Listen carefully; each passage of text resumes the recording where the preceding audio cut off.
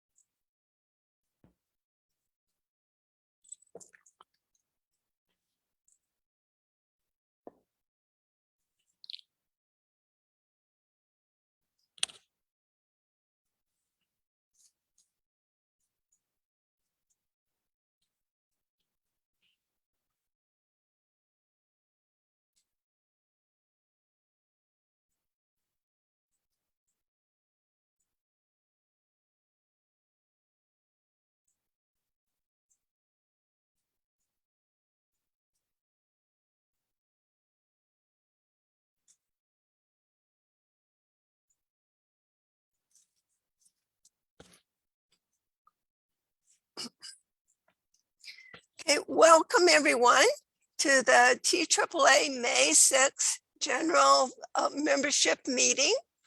We're really happy to have you here tonight. I'm May Smith, I'm TAAA President, and we have helping us tonight, Jim Knoll is going to be helping us with our technology, and Terry Lappin is going to be helping to coordinate Facebook, and they may share those tasks back and forth during the evening as well. So we're really glad to have everyone here. And tonight we're going to do something a little different. We do this about once a year. When we're in the cycle of our regular cycle, we kind of do this about once a year.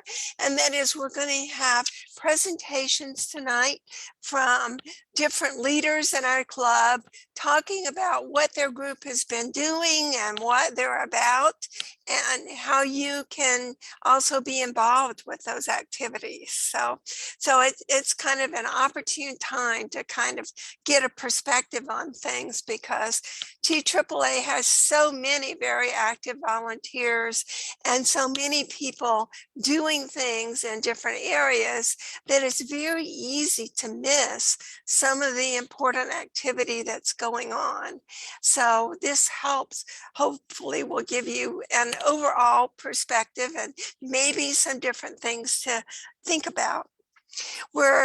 We have everyone muted, and you can ask your questions in the chat, and we will try to cover all of the questions as we normally do. Then toward the end of the meeting, when we get through with our presentations, we will take the chat off, and so people can make comments in voice mode if you would like to do that.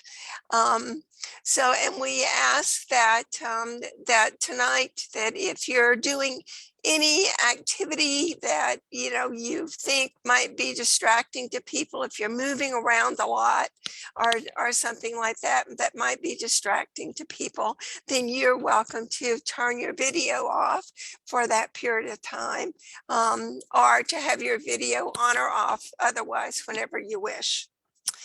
So I want to make one important announcement. That is that the TAAA elections for the club are still in process until 7 p.m. tonight. So you have a few more minutes to vote if you've not voted. If you have not voted, you need to go to your email and you need to find the email that was sent to you from the NVRC committee, and that gives you the directions about how to vote. And you can still get your vote in by 7, but voting will end at 7 and it ends by the computer system. So when the computer thinks it's 7 o'clock, it will no longer let you vote. And we will have, toward the end of tonight's meeting, we will have announcements of the votes that occurred in the election. So you'll have the vote results tonight before the meeting's over. Okay, so the first thing that we're going to cover tonight is we have Doug Smith as a volunteer here for the Astronomical League, who's going to talk about what the Astronomical League has been doing. So Doug, are you ready to share your screen?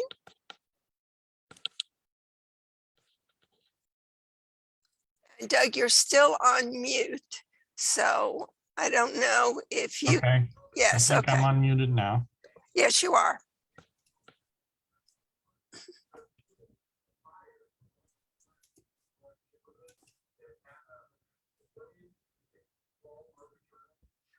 Can everybody see that?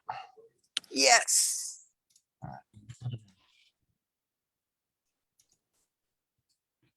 Okay. There you go. That's perfect. All right.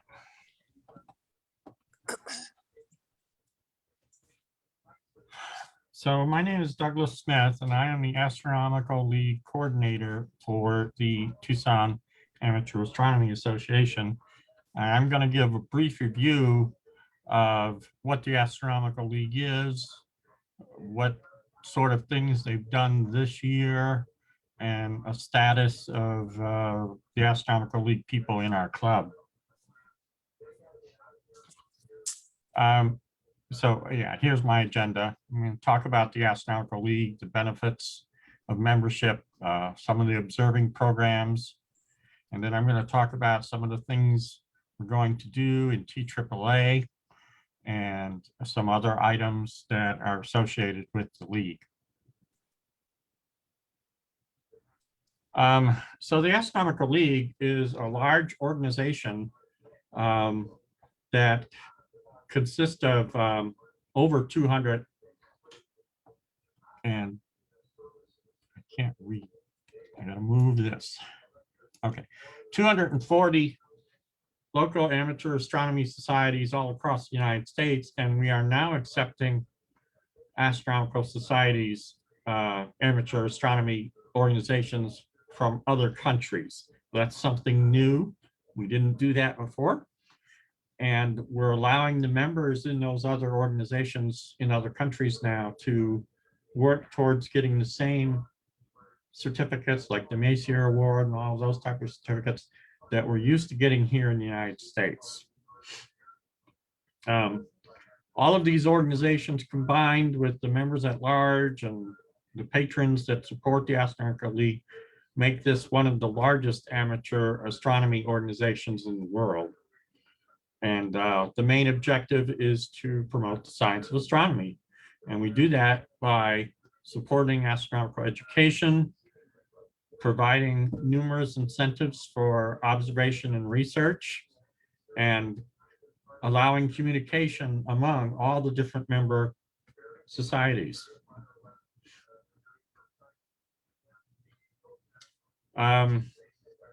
The membership benefits that you get for being a member of the Astronomical League is you get access to the observing programs. I think that's probably the biggest benefit that most people use. We now have over 100 observing programs. You get a quarterly magazine. It's called The Reflector. There is a book service, which is actually pretty nice to use. The Astronomical League will help you locate any book you want, even if it's an old book that's out of print. They'll try to help you locate it, and they'll try to get you a discount on the price. The Astronomical League has a number of resources to help new astronomy organizations get started. They have how-to guides to help you set up a nonprofit. set up tax exempt status, how to hold meetings, how to put together a new member packet, and other things. They have liability insurance for organizations. They have a number of outreach programs. The one that's most commonly used is the Library Telescope Loaner Program, and other things. We hold annual conventions.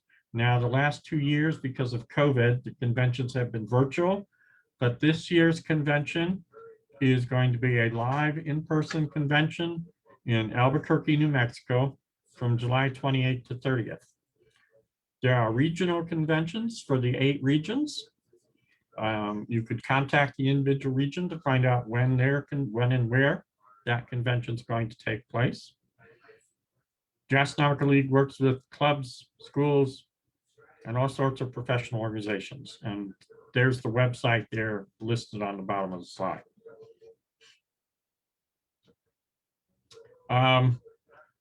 We've only had one new observing program added this year in 2021, and that was what's called the Youth Astronomy Observing Program. A lot of programs have been modified, as I will discuss a little bit later, but they were modified to allow you to get them in the Southern Hemisphere if you happen to live in the Southern Hemisphere. And they've been set up to allow for international people to come in and get some of these programs. And most of the programs now allow you to do imaging instead of sketches. This youth observing program was put together as a bridge between 2 of the programs that were already in existence. We already had what was called a Sky Puppies observing program, which was for people 10 and under. And then we have a number of starting programs for adults. But we didn't have any kind of a program for that age range from 10 to 17. So this program, this youth observing program, is specifically aimed at that age group. And it's 100 observations of various objects in the sky using objects from some of the lists that are already out there. It's very similar to what we call the University Sampler Program, but it's aimed for the teens. So that's the new program in 2021. And as I already said, we're increasing our international footprint. We've linked up with several nations already in Europe, and we're working with Australia organizations. Most of the programs have now put together methods for doing the program in the Southern Hemisphere. Some programs you can't do in the Southern Hemisphere. The AISIG program, for example, has to be done in the Northern Hemisphere. But any program that can be done in the Southern Hemisphere, those programs have now been modified to allow you to do it in the Southern Hemisphere. I specifically am the program coordinator for the Analema observing program, and I had to make modifications to that program to allow for Southern Hemisphere observers. And that's been done. The standard definitions still have not changed. We basically categorize all the programs in terms of what sort of equipment and what sort of methods you can use. When we talk about manual observing, that's you're doing star hopping, you're not using settings to pros, you're not using a go-to, you're not doing a push-to, you're doing manual star hopping. I only know of one program right now. I think there's maybe a couple, but the AISIG program is the one that comes to mind. Most other programs allow go-to, which means you can use a computer. We're working on what we call remote programs, and that's where you're using a telescope that is not your own, and you're requesting via email or some other system images be taken from that telescope. But it's not your own telescope. And we're working to do some of the programs will allow remote.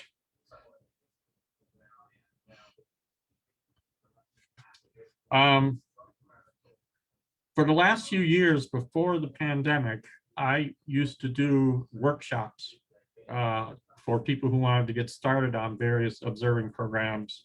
And the purpose of the workshop was to get people involved, help them get a good start off to doing their observing program, show them how to do it, how to get started, walk through the log sheets, et cetera, I was not able to do that during the pandemic, but now that we are over the hump, so to speak, I am going to start scheduling those workshops again, perhaps as early this fall. Another thing that I was going to do before the pandemic, but then the pandemic shut me down. But now that we're, like I said, into that area where we can start doing live events, I'm going to start doing Tipa Nights once or twice a year, maybe more often than that, for where we dedicate that Tipa observing session to people working on specific observing programs, like people who are working on their Northern Hemisphere constellation hunter.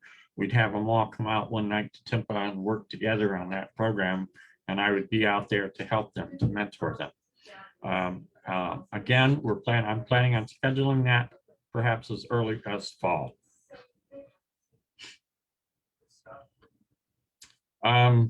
We have good website pages for the Astronomical League on the TAAA website. I've updated them and there's a lot of nice, useful information there. I'm going to walk through these pages pretty fast because not much has changed.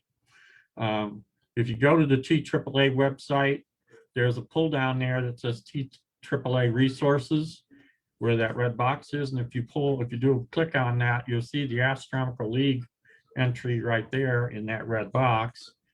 And if you click on that, you come to this page. And this page has just basic information about the Astronomical League. And it has a couple of buttons there. This big Join the Astronomical League button in the upper left there is the button you would use if you want to join the Astronomical League or renew your Astronomical League membership.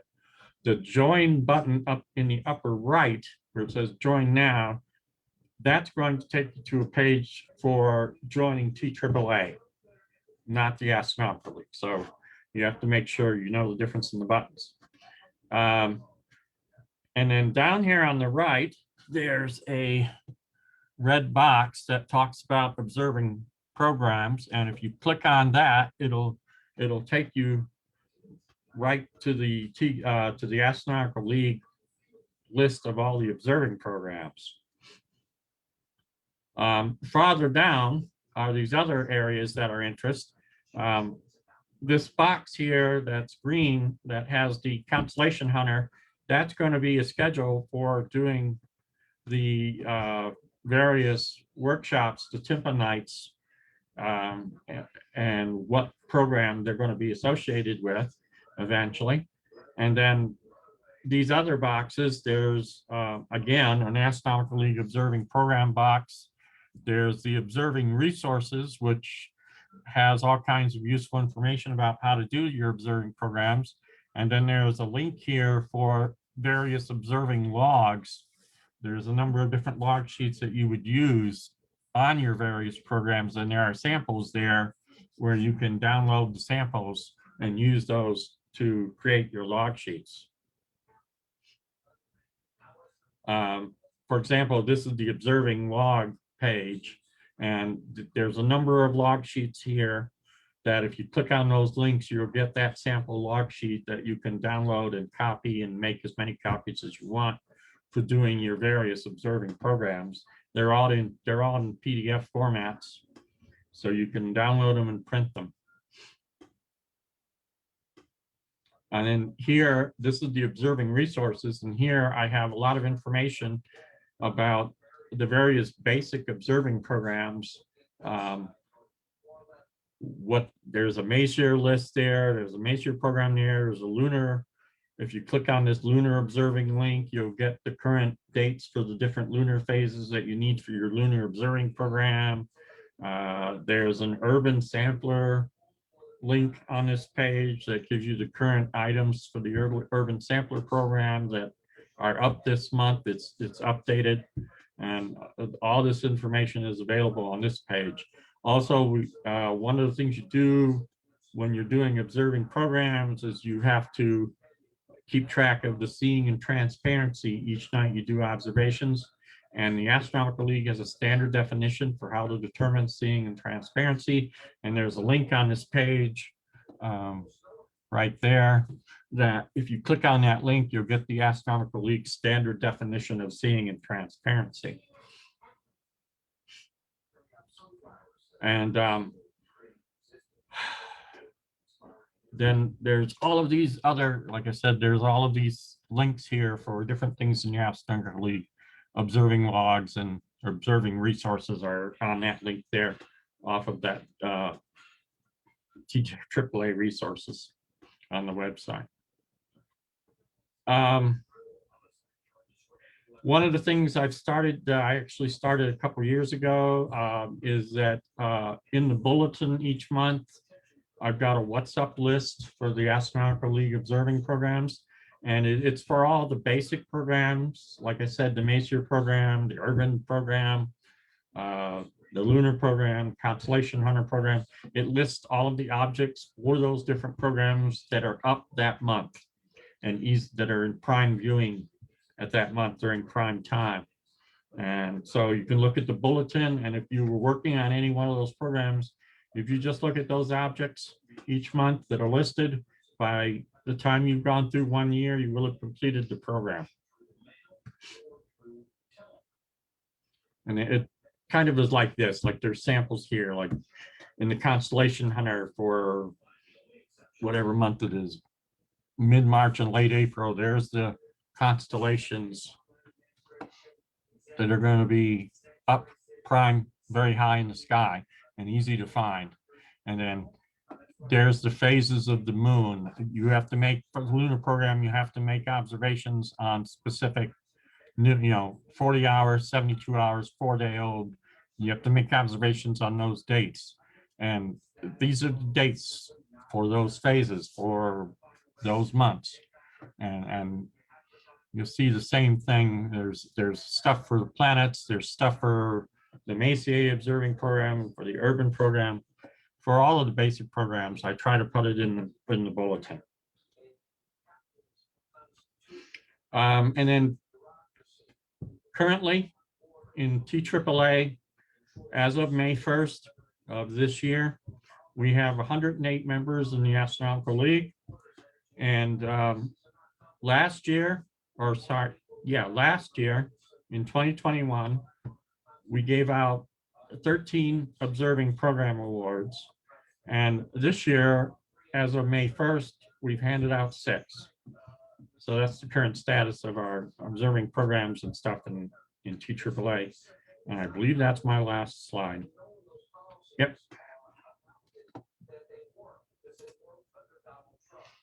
Okay, done.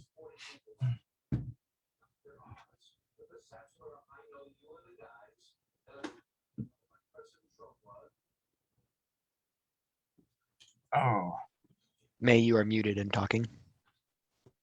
Oh, background noise. Oh, Okay, somehow I was muted. We have 8 Facebook people who have joined us, and I want to welcome those Facebook people with us. We are giving presentations on different areas of our club and different activities that that we're doing and you can do in astronomy. So it's kind of an interesting thing to do because you get an overall perspective of a lot of different possibilities for you in astronomy. So, and people on Facebook, if you have any comments or questions for speakers, you can just enter those into the Facebook typing in section to ask questions, and we have a coordinator who will answer your questions. It will be either Jim or Terry who will be helping to take care of your questions, and we'll get those answered. And I did want to mention to the Facebook people that Doug referred to the bulletin, and the bulletin is our Association monthly newsletter, and we have lots of information in it. It does not go to people who are not members for a little while later. So you don't get a current bulletin if you are not a member of the club, but we do have years and years of bulletins from the past that are posted on our website, and you're perfectly welcome to look at those and the bulletins that we're producing now will in a few months appear on our website as well. So that can give you some really helpful information. So now, do we have questions for Doug?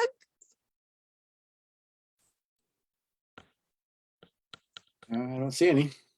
Okay. And no Facebook questions either, Jim? Nope. Okay, thank you. So Terry, you were monitoring that. Thank you so much. Okay, thank you so much, Doug. We appreciate your giving that presentation, and we'll move to our next person. I do want to ask our speakers that before you start presenting, if you will check your environment, make sure that there's no background sound in your environment and turn off anything that is making any noise. That will be helpful for people to be able to hear your presentation a little bit better. And so now we will go to our next speaker, who is Connor Justice, who's going to talk about the Astronomy Fundamentals Special Interest Group and their activities. Thank you, May. So I'm going to just quickly go through the last 18 months of activity that the Astronomy Fundamentals group has been up to. When my keyboard decides to work, come on. So the Astronomy Fundamentals group, otherwise known as AISIG, is a group that focuses specifically on introducing fundamental topics in astronomy to members in the club, and trying to walk them through what is available to them in the night sky, what they can do with their equipment, what's up there to look at, and introduce with it, a lot of the science concepts to help them make sense of what they're observing. The group the group meets once per month on the second Thursday at 6:30 p.m. Arizona time. Most of our meetings, all of our meetings have been via Zoom since the COVID outbreak. And I normally send out the meeting to the invite on the Sunday, the week of the meeting, in order to make sure that the presenters are available and we actually have content for that month. So you won't see the meeting invite for the astronomy group for AISIG in the monthly bulletin. Officially, the meetings for AISIG are open to the public. I don't really have a good way to distribute the Zoom invite openly.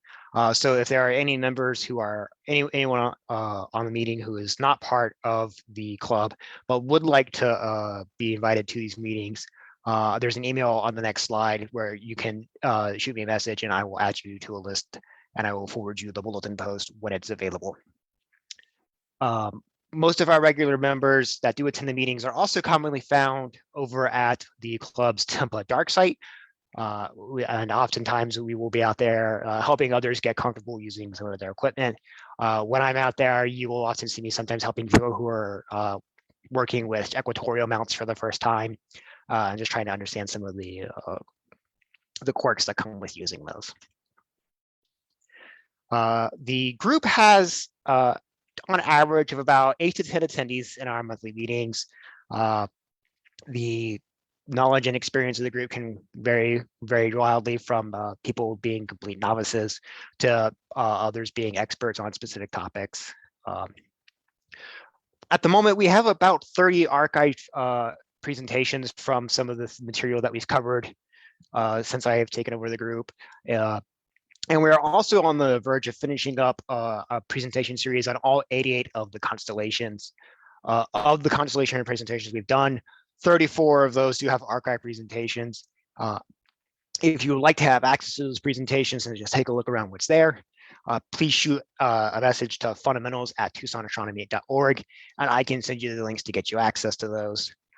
In addition to the presentations that we have, I was also recently reminded that we have an eyepiece and filter kit, which is available for those who maybe have just purchased their first telescope and not quite sure what sort of eyepieces they need to get with their equipment, for those who are doing visual observing.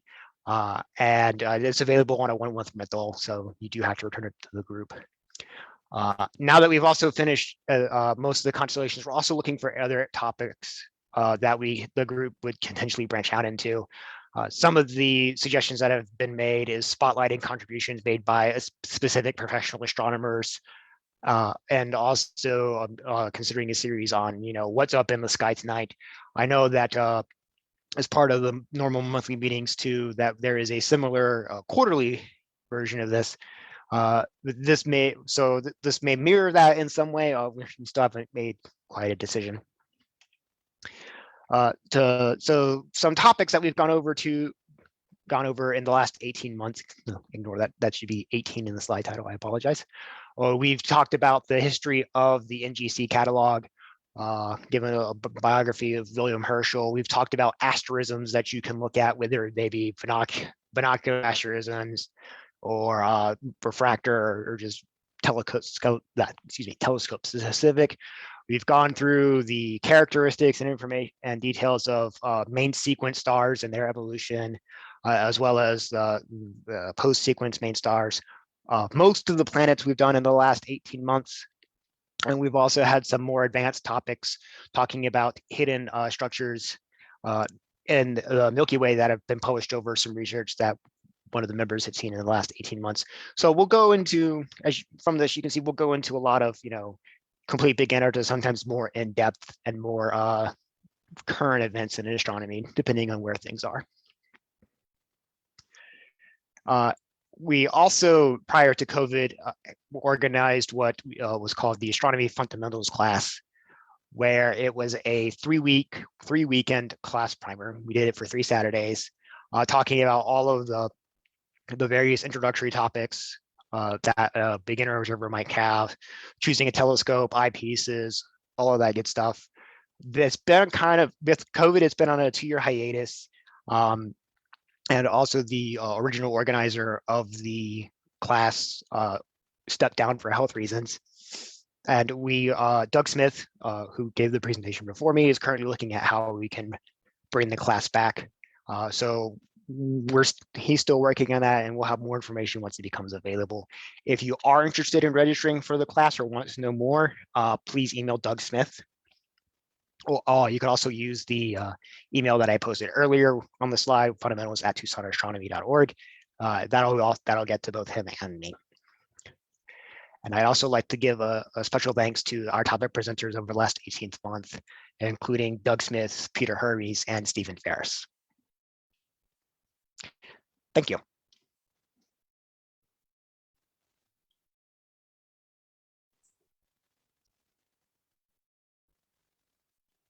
May you are muted again.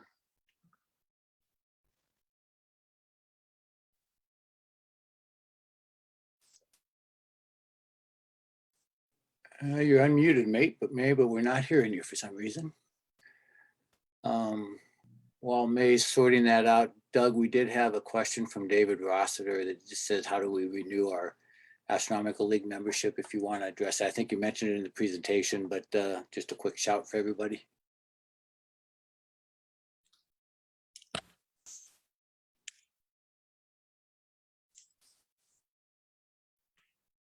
So there are several ways that you can renew your membership. You can renew it online by going through the TAAA website. As I showed on my slide, you can go to the pull down there for TAAA Resources and go to the Astronomical League page there. And there's the big button that says join the Astronomical League. That'll take you to where you would either join for the first time or renew the Astronomical League. You can also do it through Member Planet. You can go into Member Planet, and I don't know the exact way to do it, but there's a way to do it through Member Planet. There's a Renew the Astronomical League thing in Member Planet. And then if all else fails, if you're not comfortable doing it online, you can just send a check for $7.50 to the TAAA address that's listed on the TAAA website, and just put a note on the check saying that it's for Astronomical League dues. Okay, thank you, Doug. I wanted to mention a few things for our Facebook people. There are some things that that you might be interested in. One is that TucsonAstronomy.org is our website address. That's TucsonAstronomy.org. So it's pretty easy to remember. And I do want to mention that, as was mentioned, the attendance in the Astronomy Fundamentals meeting that meets monthly is open to the public. However, the 3-day workshop on astronomy, training workshop on astronomy that was mentioned, is only available to members. And the eyepiece and filter kits that for checkout are also only available to members. So we're sorry, but you know, if you want to join us, we would love for you to have those benefits as well. So, okay, I don't see any other questions in the chat here. So, and I have an announcement for our members, and that is that it's past 7 o'clock. So the voting in our association elections is now closed. So you're unable to vote now. And I do have a comment from one of our members, which is a helpful comment, and that is membership in our organization is reasonable. It usually ranges from around $25 to around $30, and so for a year. So that's quite a reasonable price for, particularly for the many things we do. Okay, so we will go to our next speaker, and that is for the Astro Imaging Special Interest Group. We have Greg Ruppel. So Greg, are you ready to screen share? Yes, I am. Okay, super.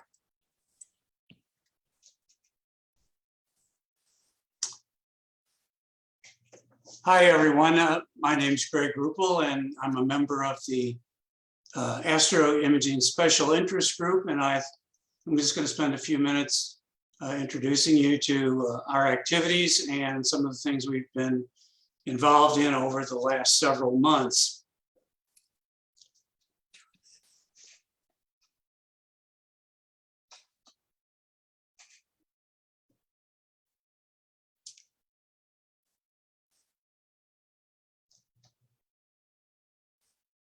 If I can get this to advance.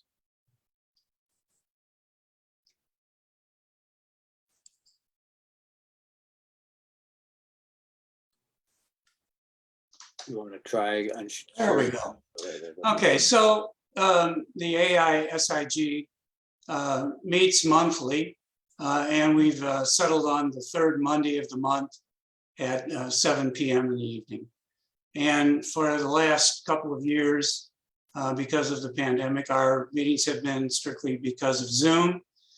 Special thanks to one of our members, Wendy Epley, who's graciously allowed us to use her Zoom account to both have the meetings and record them.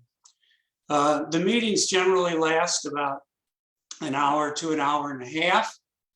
We try to always record the content of the meeting to make it available later on via YouTube. And we also then try to upload any meeting materials to the TAAA Forum, which I'll describe a little bit more in just a second. We've also been involved with the breakout rooms, which are typically held with the monthly membership meeting, so that those folks can also talk about imaging at a breakout room. So one of the things that we try to concentrate on is to make sure that we cover both basic and advanced imaging topics. And like most astronomy content, we have a wide range of folks in the group, those who are just starting out as well as some seasoned veterans. So we make a special effort to try to accommodate both ends of the spectrum. The topics that we typically dedicate our meetings to include what you see here in the bullet points: cameras, telescopes, etc., as well as software that's used for image acquisition and processing. And if there are new pieces of equipment or techniques that become popular or widely used, we try to have someone present those as well. One of the things that is interesting about our group is that the participants both suggest the meeting topics and then they get to present those topics. So that allows us to direct the content to the folks who are typically present for the meetings. And it allows them to get their chance to show what they know about a particular topic if they have an area of expertise. The average attendance at our meetings over the last year or so has been about 25 folks each month. So in addition to having a presentation at the meetings, either one or two presentations, we also have image sharing and discussions at all the meetings. And I'll share some of those images here as we go along.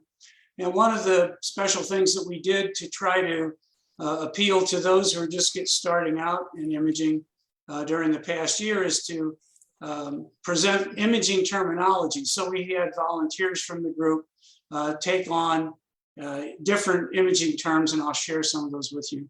And then those folks gave a brief 3 to 5 minute presentation on that topic to help those who are just getting started learn more about those images. So here's one of images from one of our members, Tom Eby, who contributes quite a few members, and this is his image of the Horsehead and Flame area in Orion. I mentioned some of the imaging terms, and this was a list that we put together as a group. And again, at each meeting, we tried to cover 2 or 3 of these, and we had participant volunteers take that on. And I'm happy to tell you that we covered most of these topics, most of these imaging terms during the course of the last year. So you may recognize some of these terms, and some of them may be completely foreign to you if you're not into imaging. But again, those are all topics that we included in our monthly meetings. To give you a flavor of the topics that we did cover, this is some of the topics from 2021. And you can see there's quite a wide range of different topics. And in the red, we've highlighted the topics which were considered to be beginners topics, or topics which were more oriented towards those just getting started. And you can see that in addition to the beginning topics, we had some highly specified topics like introductions to new imaging software, software like PixInsight, different types of devices like a Pi-based camera for astrophotography, etc. So by having a wide range of different topics, all presented by members of the group, we were able to appeal to both those who are starting out as well as some of the more veteran imagers. This is an image of NGC 2359, otherwise known as Thor's helmet, from another one of our imagers, Randy Smith. This year, we've continued on with some topics for beginning and some topics for more advanced imagers. And you can see here, one of the first ones we covered was astrophotography with DSLRs and mirror-based cameras, as well as data management and how to deal with all of the data that you acquire when you use cameras that generate gigapixels worth of data during the course of a night's imaging. So again, the basic topics are here in red, as well as some of the more advanced topics. This is a image of the Rosette Nebula from Jeff Rothenstein, another one of our imagers who's getting his feet wet with images. We rely heavily on the TAAA Forum. The TAAA Forum is a mail list platform, which is under the Groups.io platform. And you can reach it at the URL that's shown here in the first bullet point. This has become the mail list that we use for all of our announcements, as well as for individuals who want to share images online. They typically do that via the TAAA Forum. The TAAA Forum also has a web page, and that's a place where we store files and other materials related to our meetings. There's also a link there for imagers who want to have a place to share their images but don't have a website or don't have a portal of their own. You can use the TAAA Forum to share images as well. And to get there, you can go to the link shown here to subscribe via Groups.io to get to that website. This is an image of the Helix Nebula from one of our members, Tom Rolfsmeyer. So as I mentioned earlier, we record the Zoom meetings and then we upload those to the YouTube channel. And in case you weren't aware, the Tucson Amateur Astronomy Association has their own channel. And that's you can simply go to YouTube and type in Tucson Amateur Astronomy Association, and it'll take you there. And under there is several different playlists. One of those playlists is AISIG, and that will take you to all of the YouTube recordings that are related to the Astro Imaging Group. And you can see here are some of the ones from some of our recent meetings. So again, we don't edit those very much. They're typically an hour or so long, as you can see. And you can play back those and zoom through them if you want to get to different parts of the presentations. But again, those are all available via YouTube. A couple more images here. On the left is the Aurora Borealis from Kevin Cook, who traveled to Iceland recently and took his DSLR along with him. And Comet Leonard from the Southern Hemisphere, processed by Alex Warno. So that's pretty much what I was going to describe about our imaging group. My contact information is listed here, and I'd be happy to respond to you either online or offline via that email address. So I'm going to turn it back over to May here. Oh, great. Thank you so much, Greg. We do have a comment here from one of our members that says those Astro Imaging Special Interest Group images are awesome, both for beauty and as technical feats. Congratulations to the Astro Imaging workers. So yes, thank you. Your group comes out with phenomenal pictures, and we can all just take a look and enjoy their beauty.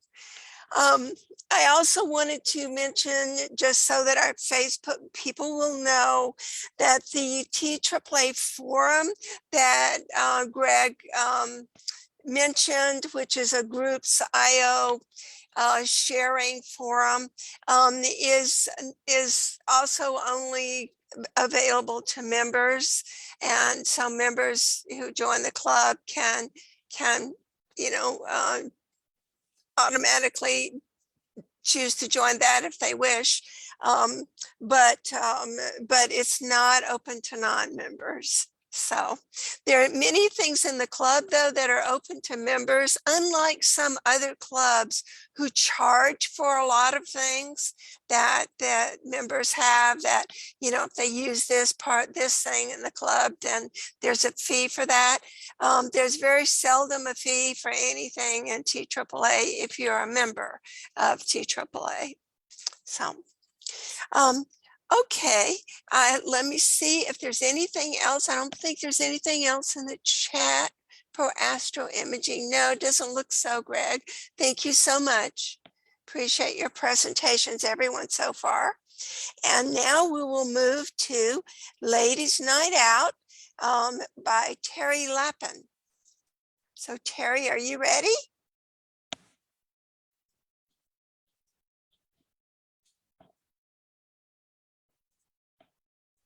There we go. Okay. I am ready. Great. We've got too many windows here, so just a second. Okay. Ladies Night Out. We are a group of women. Any woman in the TAAA who wants to join us for not much other than food and talk can join us the third Thursday of each month. I put Susan O'Connor's email address there, and just email her. We always work with RSVPs, so we know how many people are going to show up. Typically, we have somewhere between 10 and 15 people coming to the restaurants. We pick a different restaurant each month. We try not to repeat, although we have repeated a few. Our next outing is May 19th, and that will be at Reforma Modern Mexican, and that's up on Campbell near River. And so I am putting in the, and this is a group only for TAAA members. I put the email address into the chat.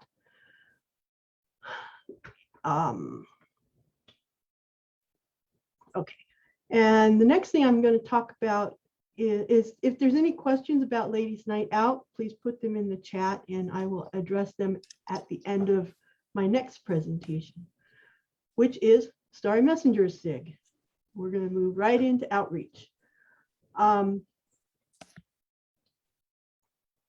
We go. We have a very extensive outreach program, and we should all be very proud of what we do with our community. We have a lot of star parties, and Jim Knoll is going to talk about the star parties after my presentation, I believe. And so I'm going to skip over those. But the areas that the Starry Messengers works in are the community events that we do.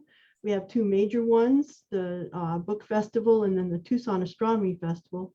And then we also run a library telescope program, and we're also involved in the science fair. Starry Messengers got its name from Galileo's Starry Message treatise. And I came up with this idea back in 2009, I think it was, to have an outreach group in the TAAA.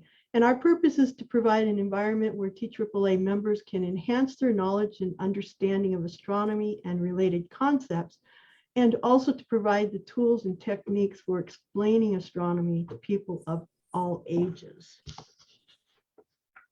And I believe we are all Starry Messengers. And I say this because I bet that you are the person in your family that a brother, a sister, a niece, nephew, whatever, comes to you and says, hey, what did I see in the night sky last night? And if you are that person, that makes you a Starry Messenger, at least within your family. See, these are the activities that the Starry Messengers are involved in. A lot of our time is spent with planning some of the community events. I mentioned the two biggies, the Book Festival Science City event, which is at the U of A Mall in March, and then the Tucson Astronomy Festival, which is the TAAA's own program, and that's in April at Brandy Fenton Park. We are involved with a lot of logistics with the Astronomy Festival because it is our own program. We have to select the date, do the publicity, all the logistics, arranging tables, all of that stuff. Big parts of what we do are the selection of activities and testing them out where they really work with different age groups and such. And then of course, volunteer coordination.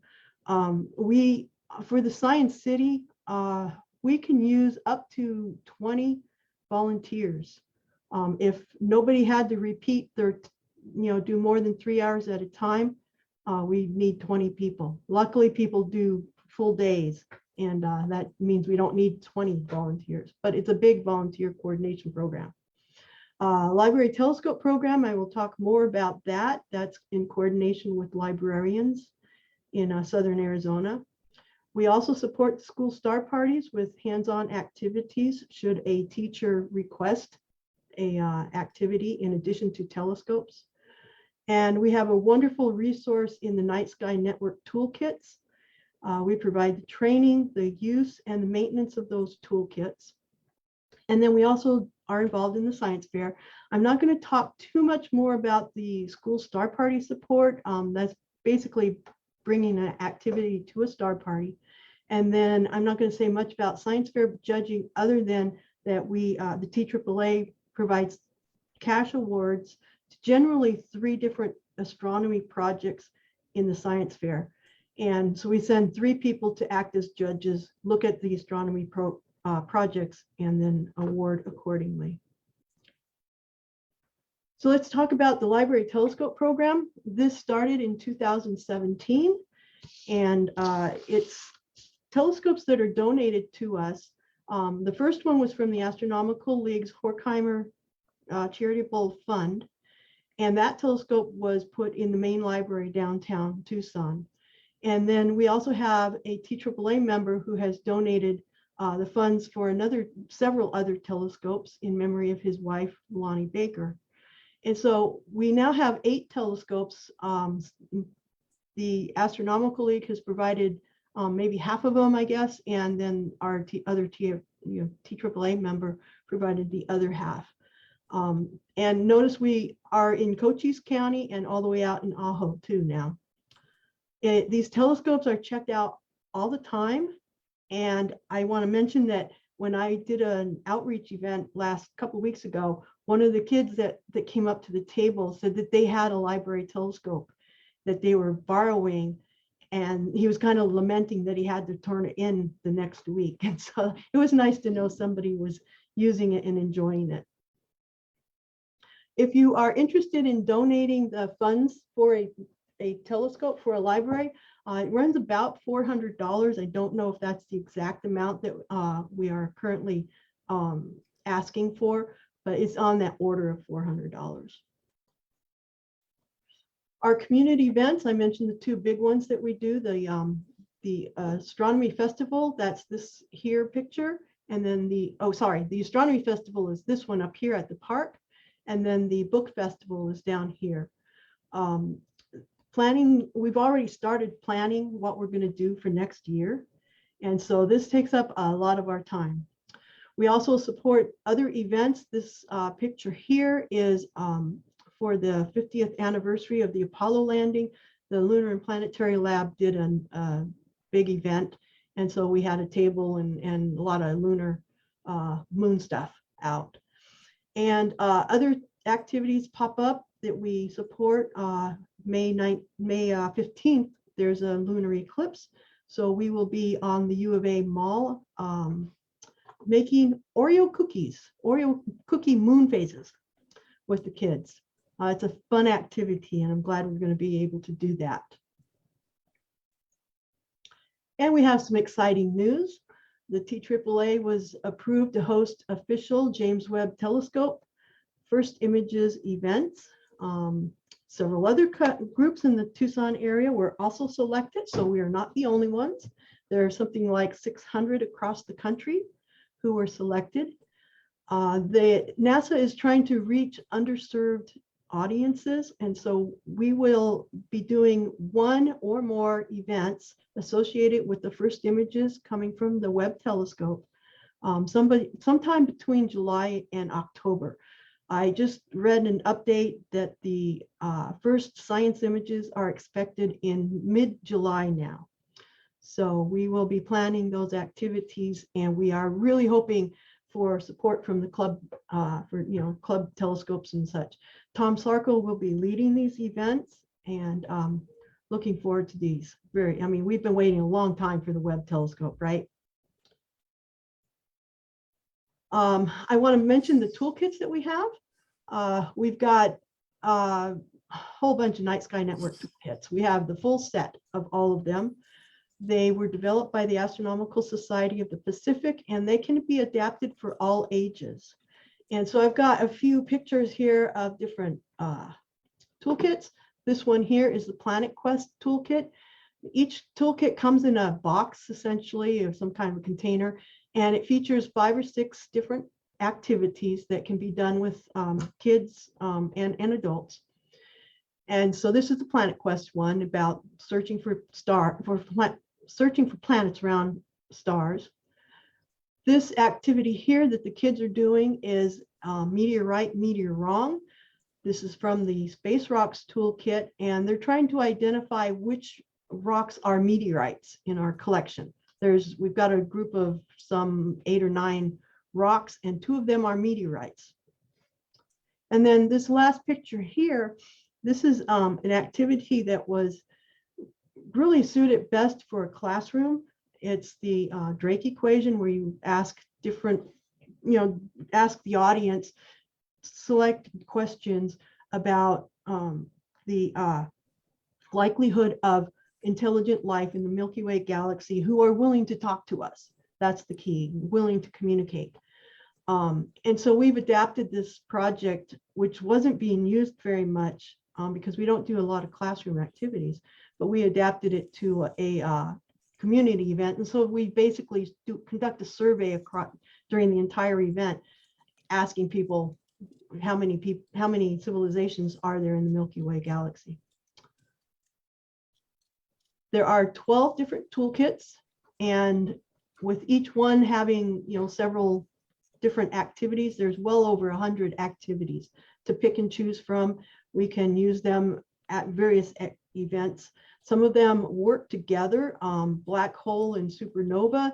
This works very well for the life cycle of stars. Telescopes, glass and mirrors, those 2 kits go well together to explain how telescopes work. I want to feature the black hole toolkit a little bit. This was the one that we did at Butterfield Elementary School. This is Pete Hermes working with a young girl talking about gravity wells. Different lead weights create a different curvature on the stretchy fabric that's here. And of course, the ultimate gravity well is the black hole. And so this video here shows stars in orbit around the center of our Milky Way galaxy. And the red cross marks the position of the black hole. There we go. Another few toolkits. We've got exploring the solar system. We have a model of the planets in our solar system, including Pluto and Ceres. And we can do a number of activities with this model of the planets. And then we also have our magnetic sun. This activity covers solar safety, why we wear hats, why we wear sunscreen. We use a magnet to explain the magnetic fields associated with a sunspot. And a lot of these kids and adults, when they're looking at this, they have already looked through a telescope at the sun, and so they may have seen a sunspot. This yardstick is a demonstration of lunar and solar eclipses, and then the box up in the upper right corner, that is a explanation of space weather, when there's a event on the sun that impacts the magnetic field on the Earth and causes auroras and such. And we've developed a few activities of our own. I feel so very blessed to have wonderful people in the Starry Messengers SIG. Artist John Harold fashioned these glove boxes, and this was for the book festival, and we were highlighting the lunar landings, the 50th anniversary of the lunar landings. And so they had rocks that were similar in geology to the rocks found on the moon. And they were put inside these glove boxes, and the kids could use tools to pick the rocks up, put them into an airlock, and then they would be deposited into a bag, and then they could take their lunar samples home with them. And we also showed where on the moon these various geological samples would have come from. Chris Wellborn, for the same event, the Apollo anniversary, fashioned this surveyor model. And so kids were making surveyor models too. And then in the upper left picture, this is a project that Chris Wellborn put together back in 2020. And of course, we couldn't do anything with it for 2 years.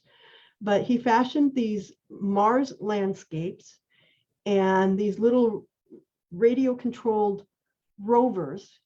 And you could drive these things around and pick up Martian blueberries. They were BBs, and counted the numbers of samples that somebody collected, and then they, gave them a little card that said how many they collected. There's other activities in outreach that do not involve activities with kids and adults. And so I'm going to just run through them quickly. You can be a greeter. We currently do not have any greeters. And what a greeter would do would basically talk to people who are standing in line looking to wait to look through a telescope. And we've got these information sheets that we can make copies of. We've got a lot of copies already, and just pass these information sheets out. So if it's a lunar event, we could have somebody passing out maps of the moon. If you have a laser pointer, you could do a constellation guide, point out some constellations. We always need event leaders. The book festival is 2 days long, and it would be so nice to have some co-leaders to give me a break occasionally. We also could use some photographers at our events. And if you're an astro imager, you might want to set up a monitor and just show some of your images. At the astronomy festival, we had it was a cloudy night. It was kind of a bummer, but one of our members set up a monitor and showed some of his images that he had. It was pretty interesting to see that. You can also do a planetarium program on a computer. Every member can make a valuable contribution to outreach. Doesn't have to be a big activity. It can be something as simple as being a greeter. So if you're interested, one of the things that you really need for outreach is to be enthusiastic about your hobby. I never care if you know how many miles away the moon is. I don't care if you know how many moons go around Jupiter. What I like to know is that you are enthusiastic in talking to the public about astronomy. Jim Knoll currently, and I think soon it will be Bernie Stinger, sends out a monthly mailing asking for volunteers for all of our outreach events. And so you might respond to some of those if you are wanting to do those. Consider being a greeter, as I mentioned before. There is a set of videos called Sharing the Universe. These were produced by the Astronomical Society of the Pacific. And they talk about working with kids, working with the public, how to stay enthused, how to get a wow out of objects that are not Saturn. And so they're pretty entertaining videos. You can also shadow a Starry Messenger. It's on-the-job training, essentially. We do a lot of that, it seems. People want to do stuff, they don't understand how to do it, but they watch someone for a while and catch on and then do it. You can also attend some of our Starry Messengers meetings. We'll be meeting next Monday, May 9th, and we'll be meeting by Zoom. We meet by Zoom most of the time, but when we have an activity that we want to practice, then we meet in person. So we don't do hybrid, but we bounce back and forth between a Zoom meeting and in-person meetings, depending on what we're trying to do. And you can email me at smsig@tucsonastronomy.org if you're interested. Your contributions will always be appreciated. And in appreciation, I must announce 4 awards. These are 2021 awards. And yes, we did do outreach in 2021, amazingly. But I will be sending this. In the center is a pin. It shows the Ingenuity helicopter on Mars. Each year, the Night Sky Network comes up with a different pin. And so Pete Hermes, Jim Knoll, Tom Sarko, and Chris Wellborn will each receive one of these pins. And I believe that's my last video. Yep. So I thank you very much. And if there's any questions, let me know.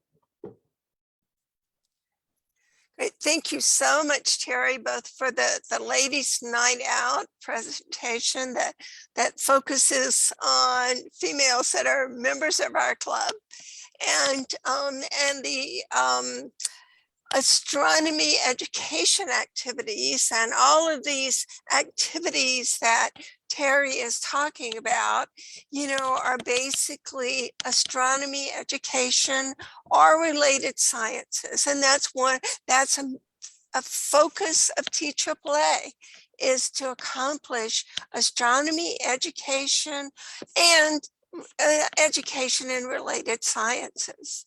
And our other mission is sharing the sky, which we do usually through something related to astronomy education. So, and there's wonderful things, as you saw, that just can be done. It's amazing, what all we have done over the years in different areas of astronomy education. And one of the things that didn't get mentioned very much in Terry's presentation is that we're always available to support teachers. And so we have many teachers from many different grade levels, who end up contacting us at different times and wanting someone to come do one of the toolkits that Terry said, are wanting us to provide some information to them or help them with some educational program that they're doing. And of course, our Starry Messengers group posted various versions of education that teachers could do in their classrooms on our webpage whenever we ended up with COVID and being more limited in reaching out to schools, and schools were more limited in what they could request. Then one of the responses of the Starry Messengers group was to make some videos and put them on the web page that teachers could pick up. And they involve a variety of topics and a variety of ages. And we have gone down, I have to tell this story, we have gone down as far as preschool. One or two of our members a number of years ago went to a special training session, and I'm sorry, I don't remember what astronomy organization fostered this. So I don't remember if it was the Southern Pacific group. I don't know, Terry may know, but anyway, it was a training session for how to teach lunar phases to preschoolers. And we have had some of our members, a couple of our members who have gone out to preschoolers and preschool programs and taught lunar phases to preschoolers, which is just an incredible opportunity. I think it's so amazing to catch kids at that age and help them understand the moon and help them become interested in that. And the library telescopes do that too. I've been so intrigued because I've gone to some of the times when the telescopes, usually there's a meeting that's held when a telescope is delivered to a library as an event to give it to the library. And the library usually advertises it to parents. And so you get some kids that come, and it's amazing sometimes. I mean, the telescopes are really very durable telescopes that are constructed for this, and Jim helps them be more durable. And so that's they're really pretty good for kids to use. And sometimes you get a 4 or 5-year-old who can hug that telescope and move it to see the moon. in that telescope. And it's an incredible experience because you see these kids have this whole different experience with the space and with astronomy. So anyway, I'm sorry to go on a tangent about that, but it's just really impressive what people in our club do. And this is just an area of our club that many times, many members in our club who are not educators or are, kind of have as much experience in that in the past, you may not cue into those kinds of activities that are being done in the club. So, okay, so, and I did want to mention too, that in terms of some of the astronomy education activities that we do, like at the Tucson Festival of Books and things like that, that's one of the areas where non-members can work with this and do those activities. We do have guidelines in our club for working with minors. And so when we have a non-member that comes to assist with some educational activities, they're educated some about the rules for working with children, for dealing with minors. And then they're of course supervised, like everyone is supervised in terms of following through on being able to follow through on interacting appropriately with minors. But we do that, and we follow our rules for minors with these activities when we take pictures. Terry was talking about taking pictures. We have guidelines in the club for the club taking pictures of minors, and the most common thing that we do is not capture the face of the child unless we have written parental or guardian permission to use the facial image of the child. But normally we handle that by taking pictures like the little girl that you saw, where you got the back of her head, but you're able to see the activity that she's doing. Okay, so thank you for listening to my excitement about this. And thanks so much, Terry, for your both presentations and all the work that your groups are doing. And now we have a presentation on the Star Party program, which Jim Knoll is going to give. So Jim, are you ready? I am.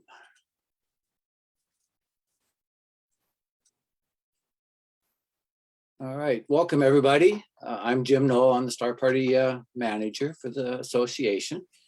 And I just want to kind of go through a little bit about what the program entails, and then just kind of summarize some of what we did this last year. Most everybody in the club probably knows what outreach is, but the unique thing with outreach, and it is different than when we do our personal observing. All right, what we want to do with outreach is we want to be able to take our hobby, or astronomy in general, to populations and places that might not otherwise have access to it. And that's especially important in some of the underserved areas, so that we can help share the joy of what we get to experience all the time in our club. It's also an opportunity to share the hobby, hopefully to educate the public and maybe correct some misconceptions that might be out there.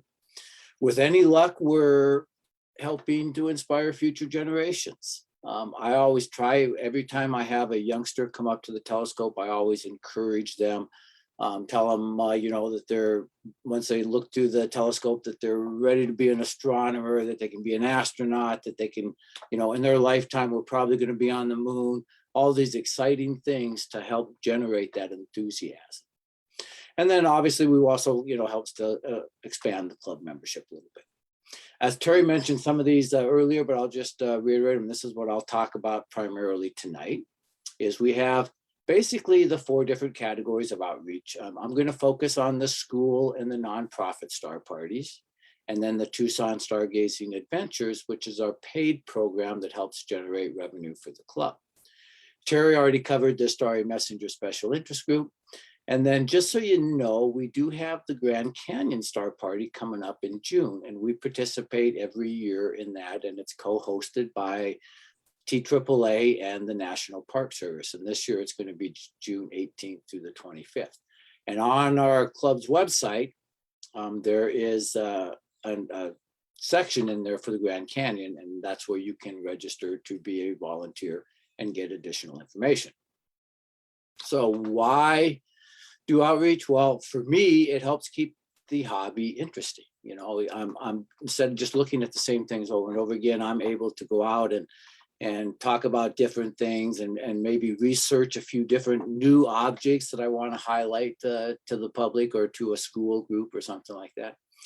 And then the feedback you get is almost immediate, especially with first-time observers. And when you're looking at some of the wow objects like Jupiter and Saturn and Orion's Nebula and some of the star clusters that if you're able to get dark enough sight can really pop in the eyepiece. And that's some really great feedback. You know, I keep remembering one of our first Grand Canyon star parties that we went to, and Susan and I were at the telescope and we were showing this young child, a young youth, Saturn. I think it was Saturn.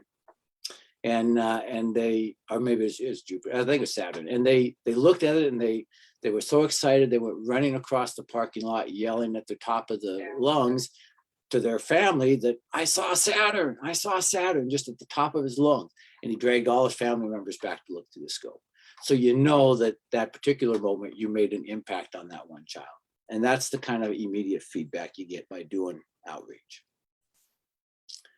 So in particular with our Star Party process, there's several ways that you can see what's coming up on the schedule. I both on the TAAA website and on the Starry, the Night Sky Network, which is where the Starry Messenger, the toolkits are, and some of those kinds of things are, our calendars. And we publish all the public events on those. We also put the public events on our Facebook page, so that you can go there and pretty much, I usually post them about 3 months out. There's a monthly email announcement that comes out about the middle of each month, and that'll list the next month's activities. And so that's the best way to volunteer to do some of these, is just respond back to me.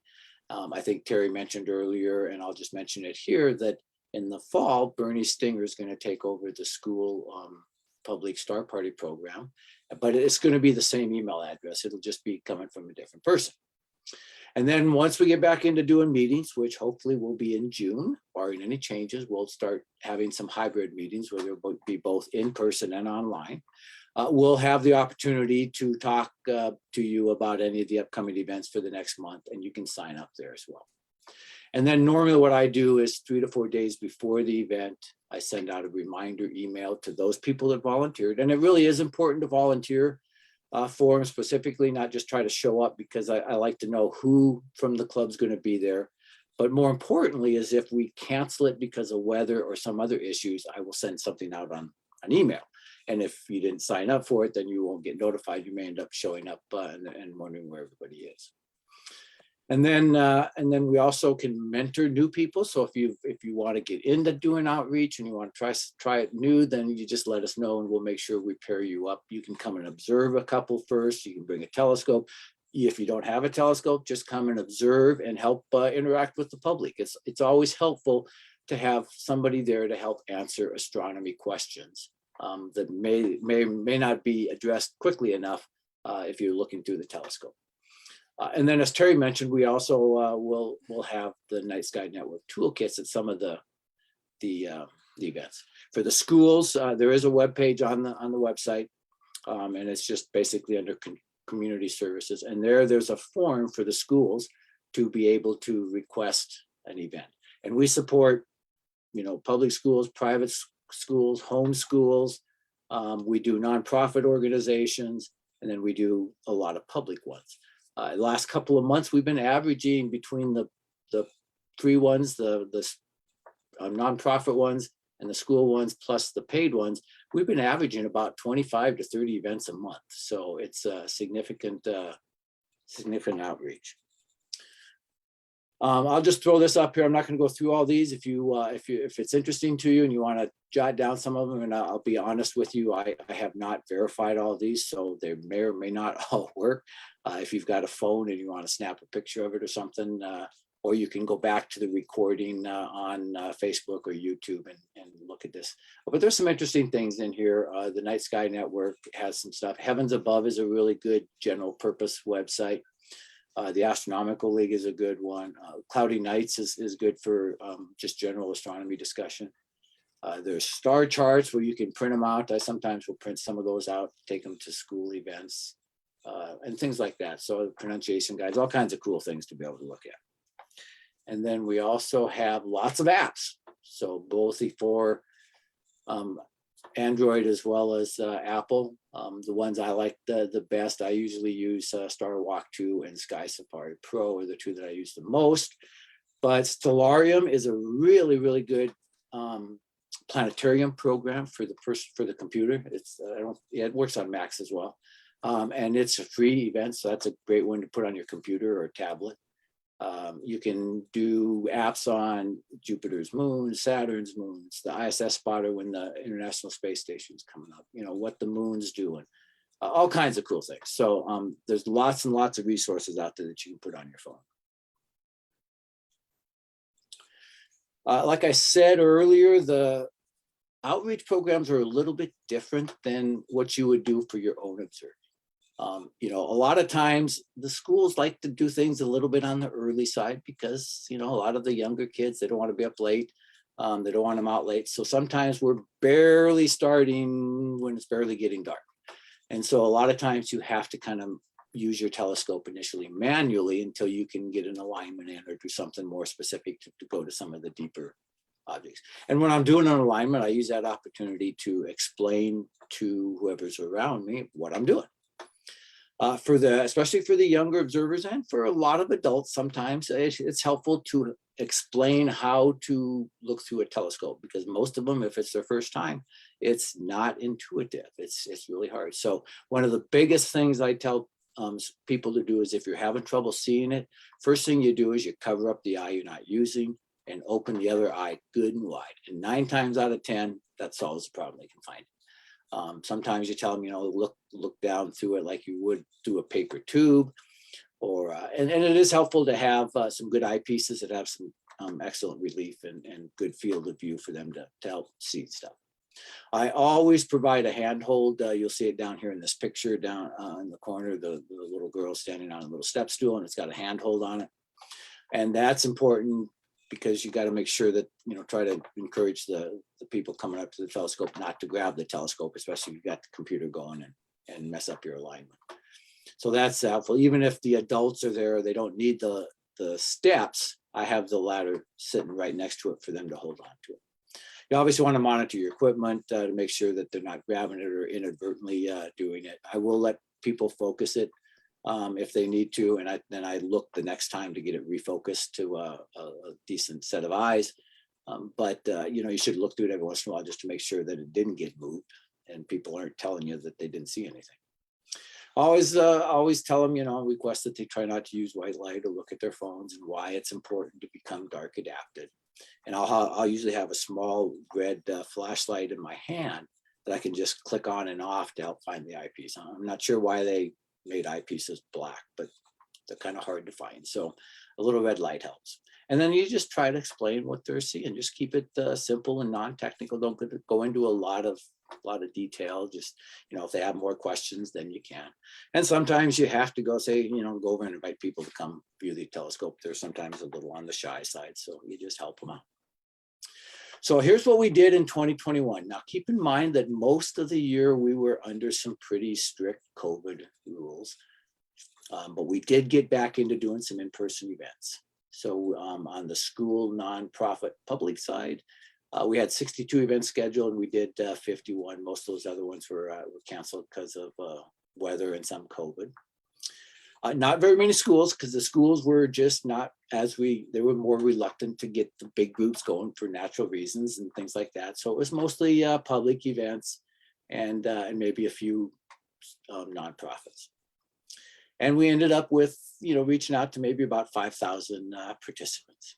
We deployed 155 scopes for almost 190 hours with about 38 volunteers and about 825 volunteer hours. So that's not too bad for being a light year. And this does not include any of the Grand Canyon stuff, which we did virtually the last couple of years anyway.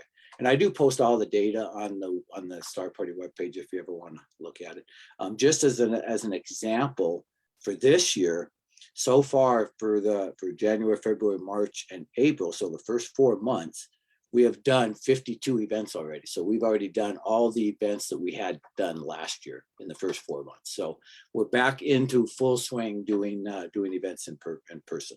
And that was just on the school side. On the paid side, we've already done 42 events. So between the two of them, we've done 94 events. So it's been a very, very busy year for the first 4 months, and things are starting to wind down now. On the paid Star Party side, we did in 2021, we did 22 events, mostly resorts, 64% were resorts, but we did have a few personal ones and a few other organizations. And about almost 1,000 participants with 29 scopes, about 82 hours, 12 volunteers, and about 162 volunteer hours. So as you can see, like I just mentioned, we've already done 42 for this year. So we've seen a lot more private events. There's been a lot more families, wedding anniversaries, other kinds of events rather than just the resorts. And those I really like doing because you can really get down to the nitty gritty and spend some time on some of the objects. And this is who helped out in 2021. Hopefully I didn't miss anybody. If I did, I apologize, and please let me know via email. And so we've had a good group of volunteers. Like I said, we had, I think I said 38. So that's really good. I appreciate everybody's help in doing both the 3-star parties, the school star parties, as well as the paid star parties. It gets really, really busy sometimes. And so it's really helpful to have all these volunteers. And we have, we're probably unique in our club. We've got a fairly large club, but we have a tremendous amount of volunteers that are wanting to do outreach. And there's always room for more. If you would like to get involved, by all means, let me know, and we will get you set up, or let Bernie know in the fall, and he'll get you set up. But we'll make sure that you're able to get involved. And that's basically it.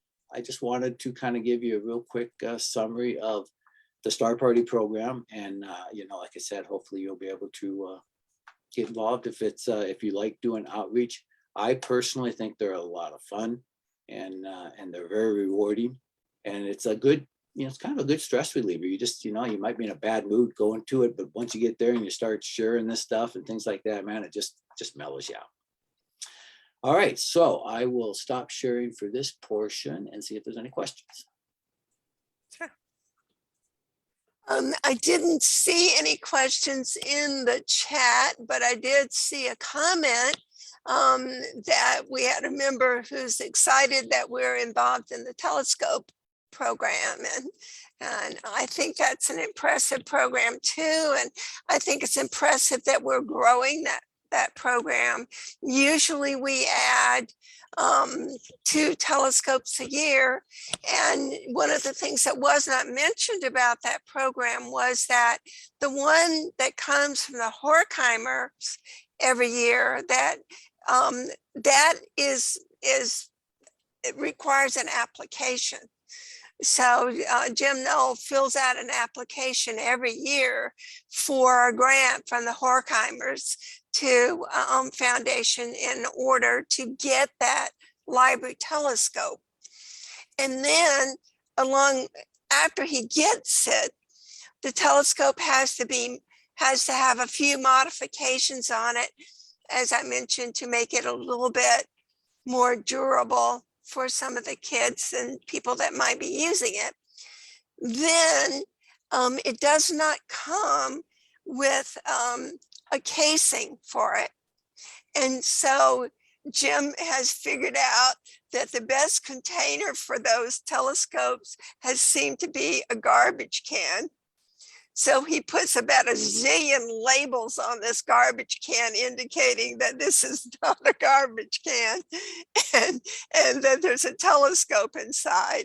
And then he sort of outfits it inside to correctly, safely hold a telescope.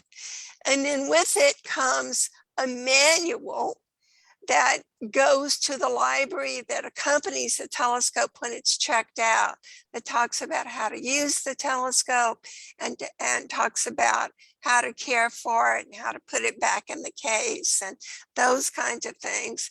And then Jim also developed a training video for librarians, because the librarians check it out and they have to answer questions about this. And it made them a little anxious to think that they were going to have to answer questions about this telescope.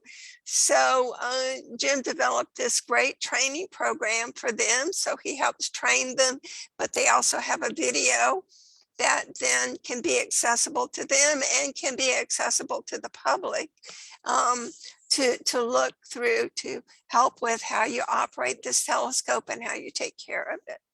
And then there's maintenance on those telescopes. And so we have to do maintenance along. If something happens to one, it has to be fixed, but that doesn't happen too often, but they still require, you know, some yearly maintenance, some checking it out, making sure everything is still okay or nothing needs to be readjusted or redone or anything. So Yeah, that, I just want to say, you know, that it Yeah. is a really good program and that it's constantly being checked out. They're constantly being checked out at the libraries. And I do also want to give a good shout out to my wife, Susan, who helps me modify and make the kits and the cases and everything like that. It's kind of a team effort. We try to do 2 at a time so that it's a little bit easier than, you know, doing one and then turning around, dragging all the equipment back out 6 months later and doing another one. So it's better to do 2 or 3 at a time. And the libraries are just very enthusiastic about having these programs. And hopefully we'll, you know, we got 28, I think 26 or 28 libraries in the county system. And I know there's a few that don't want to mess with the hassle with them, but the majority probably do. So and then we also want to do some down in Cochise County near our Chiricahua Astronomy Complex to be good neighbors to them. I wanted to mention, I forgot, in my notes I had wanted to thank Jim and Susan for doing the modifications on the scopes, but I glossed over that little note. But they do a lot of work with this program, and the design that we're using was actually was New Hampshire Astronomical Society. They're the ones that came up with modifications and such. And we don't do quite the exact thing. There's certain things that Tucson, you know, heat and all doesn't work so well with some of the things that they do back east. But our model is pretty much similar to what they do in New Hampshire. So thanks, May, for pointing out that Jim's doing all that work. oh, sure, thank you. And you know, another little side thing that kind of doesn't get mentioned here is that with all the night sky toolkits and all that equipment that we have, you know, that we work with kids, and Terry's group does all of these demonstrations and takes them to the schools and the you know, the book fair and everything. All of that stuff requires all this maintenance too. And so Terry is always fixing something in a toolkit or replacing different things in a toolkit, and checking out and you know, trying to make sure that if somebody's going to want to use this, that, you know, it's going to be workable for what they want to use it for. And with each one of the toolkit, they usually come with like a CD of instructions. So, you know, if you feel like this is not something, you know, that well, I know a little bit about black holes, but that's never really been my thing. So if I'm going to do something with kids about that, I've got to figure this out. We don't really have to start figuring that out from scratch, because these toolkits come with a CD and that are a DVD, and they tell you, you know, you can do these kinds of things, and this is the way you do this, and these are principles that you teach in the course of using this toolkit. So it's a very organized program. It's just that it takes a lot of maintenance to keep all that going. So thank you, Terry. So, okay, let me see. I haven't looked at the chat. I don't see any other questions or comments in the chat.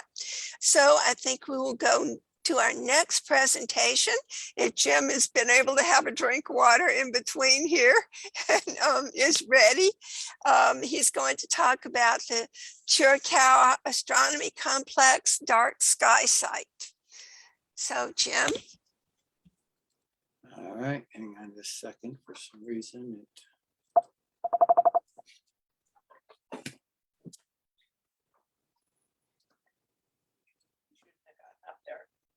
let's see if I can get it to start here. There it goes. Guys see it all right?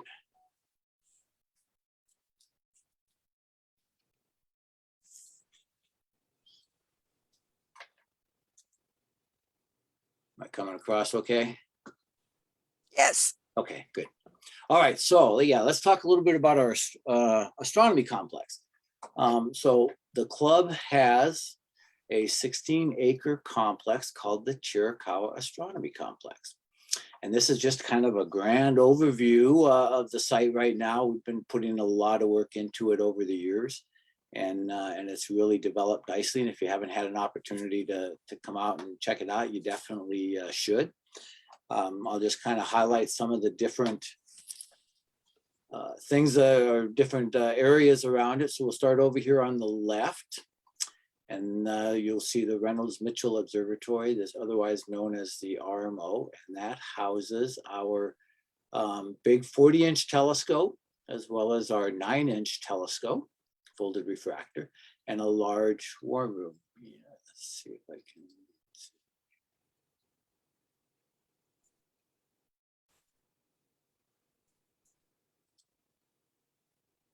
All right, and then above that is one of our newer additions, and that's our sleeping rooms and learning center. So the bottom building there is going to house 7 sleeping rooms, and the top one will have 3 sleeping rooms and the learning center. The shells, the outside is done, but the interior still has a lot to do, and many thanks to Ed and Mike McDowell and Ed Foley for riding herd on this and keeping it moving along. And hopefully we'll see that come to fruition soon. Just to the right of it, you'll see a telescope pad here. This is the Stinger Learning telescope pad. And we actually do have a box on the first one now, but there'll be 3 piers here for 3 telescopes that'll be able to be used for outreach activities as well as member use. You can get checked out to use them. And then the 4th spot up here in the end will have an 18-inch obsession telescope that members can learn how to use as well. We also have down here in the middle center, we have 10 public, we call them public pads, but they're available for members to use. They're not leased or anything. So they're on a first come, first served basis, and you can make that when you make a reservation, you can specify if you want to use a pad. And then above that, we have 10 pads that members can lease. And so these are currently all leased. And if the members aren't out at CAC if we fill up all the public pads, then we'll assign some people over to some of the member pads to use as well. But this gives the members who have leases priority for the pads. And then in the Wally Rogers Observatory, we have a nice big roll-off roof observatory with a 14-inch celestron in there that members can get checked out to use. Now, I will say the 40-inch and the 9-inch and the RMO are not really available for personal member use. We do need operators for our outreach activities and our CAC, our member weekends. We try to have both these scopes going at least Saturday night and Friday night if we have the operators for. So you're able to help share astronomy using these scopes with either the public during our evening under the stars, or sometimes we do paid events out there. and then certainly for members on a CAC weekend. And then down here in the lower center is kind of our tent area. So we'll have that set up to be able to do tenting and things like that. So that's kind of the current setup. Advance. You know, I'm going to stop the share here for just a second and reshare it because I'm not sure that it was doing what I wanted it to do. So bring it back up. All right, hopefully you're seeing the next picture. So yeah, and so that's the main area, and then off to the right we also have some RV parking. We're about to expand that with some additional sites, but we do have some power associated with them there. And then in the very near future, hopefully, in this large area up at the top, that's not cleared yet, we're going to have some observatories and maybe some dog pads that members can lease, long-term lease or lease as necessary to be able to set up maybe some imaging equipment, things like that to be able to use. So this just basically summarizes what I was talking about. The original property was conceived in 2008 by 4 of our members, and the 4 members, out of their extreme generosity, donated 16 acres to the club, and they each kept a 6-acre parcel around the edge, so that to kind of give us a little bit of a buffer. So we were incredibly lucky and fortunate to have this, be able to, you know, acquire this with minimal cost for the property anyway. We've put in, there's been a lot of cost going into building the site, but we've again had some extremely generous members when it came to that. The Reynolds Mitchell Observatory was all donated, including the telescopes, by one of our members. The Wally Rogers Observatory and a lot of the telescopes that are in the Wally Rogers, as well as that are going to be on the Learning Center pad, were donated by one of our members. And then we've got a lot of other members that have contributed funding to help develop the site. So we're incredibly fortunate to be able to do all this. Here's just a kind of an overview of the drawing that'll show. So here's where you come in up here at the top, if you can see my cursor. This area right here was the tent area. Here's the 10 public pads and the 10 leased pads. There's areas out back here that we can expand the leased pads if we want to. Then down here are the RV spots.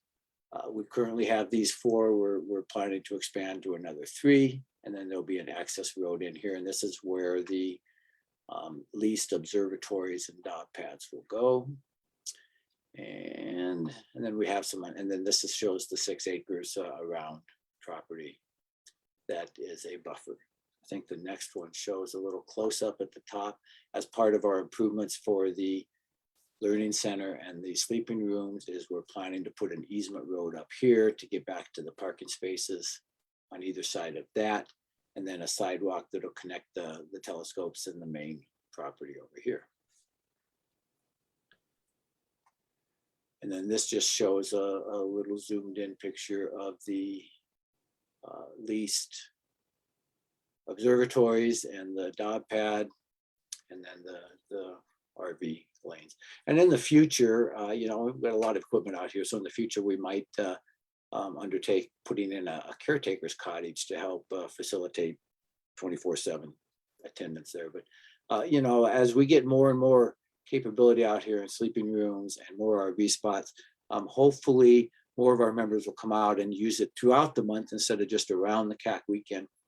And that will help facilitate having presence out there most of the time. Here's just a site looking down a little bit lower, looking towards northeast, with the Wally Rogers open over here. We do have 4 containers for equipment storage, really nice restroom facility and shower facility, nice ramada, covered ramada. So, and then this is kind of an older picture. You can see the shell of the building, the Learning Center sleeping rooms were just going up then. We have the last couple of times out at CAC, we've had all the public pads filled, so that's been great.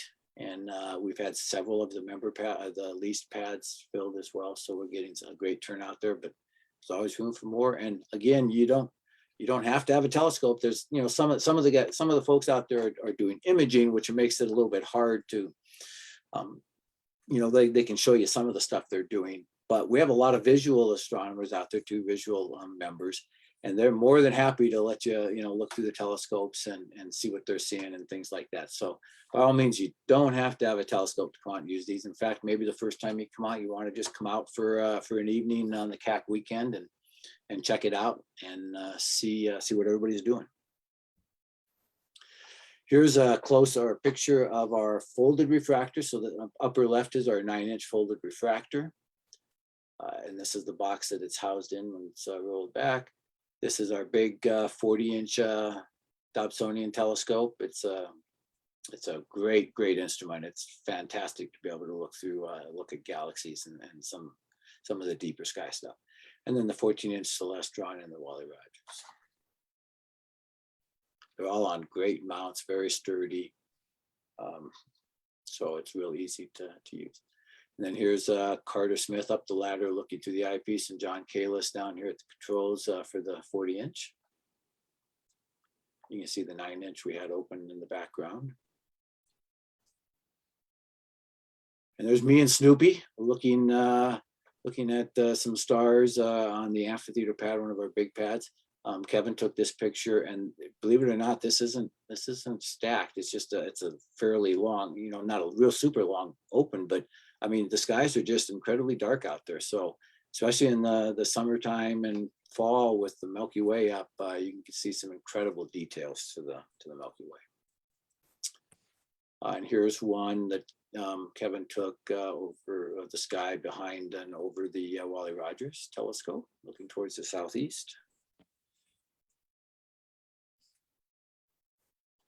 And here's a photo that Bob Rose took, similar kind of setup with some telescopes in the foreground and the Wally Rogers in the background. And I think that's it. The website, the web page for the Chiricahua Astronomy Complex is on the website. It's under member resources, and then observing sites, and then Chiricahua Astronomy Complex. And there's a form there, the link to be able to make a reservation. Conrad Stolarski is the assistant CAC director, and he's currently managing all the reservations, which is a huge help because we've had a lot of activity out there, and so that's great. And we've got a lot of members that are out there routinely and help take care of things while we're out at the site. And I think that is it. Any questions?